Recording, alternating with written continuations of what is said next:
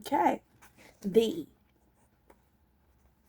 The heat in Ragnar's dining hall was intense. The large number of people present and the huge open fire that stretched almost the full width of one end of the room combined to keep the temperature uncomfortably warm in spite of the deep snow that lay on the ground outside.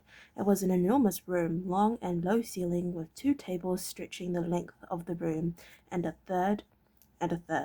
Ragnar's head table placed across the others at the end opposite the fire. The walls were bare pine logs, roughly trimmed and caulked, where their uneven shape left a gap, with a mixture of mud and clay that sat hard as rock. More pine logs slanted up at angles to support the roof, a tightly woven layer of rushes and thatch that was almost a meter thick in places. There was no interior lining. Lighter slate of rough timber were fastened across the roof beams to support the thatch. The noise, with nearly 150 drunken Canadians eating, laughing, and shouting at each other, was deafening. Eric looked around him and smiled. It was good to be home. He accepted another tankard of ale from Borsa, Ragnar's Hilfman. While Ragnar was the Oberjarl or senior jarl of all Canadians, the Hilfman was an administrator who took care of the day-to-day running of the nation. He made sure that crops were planted, taxes paid, raised sent out on time, and Ragnar's share of all raiding booty, a quarter of everything won, was paid promptly and reckoned fairly by the warship commanders. Bad business all round. Bad business all around, Eric, he said. They were discussing the life ill-fated expedition to Ireland. We should never get involved in a long-running war. It's not our game at all. We're cut out for quick raids. Get in, grab the booty, and get out again with the tide. That's our way. Always has been. Eric nodded. He thought the same thing when Ragnar had assigned him to the expedition, but the Oberjar hadn't been in any mood to listen to his advice. Still, Morgoth paid us up front. The Elfman continued. Eric's eyebrows raised at that. He did. It was the first he'd heard of it. He had assumed that he and his men were fighting simply for whatever booty they could find, and the expedition had been a definite failure in that regard. But his companion nodded emphatically. Oh, yes, indeed. Ragnar's no fool when it comes to money. He charged Morgoth for your services and those of all your men. You'll all be paid your share. At least, thought Eric, he and his men would have something to show for the past few months, but Borsa was still shaking his head over the Ireland campaign.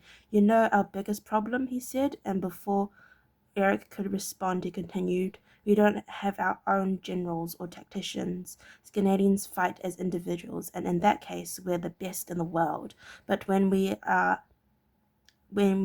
out but when we hire out as mercenaries, we don't have our own planners to lead us, so we're forced to rely on fools like Morgoth. Eric nodded agreement. When we were in Ireland, I said that his plans were too involved, too clever by half. Borsa jabbed a thick forefinger at him. Eric was surprised by the man's vehemence.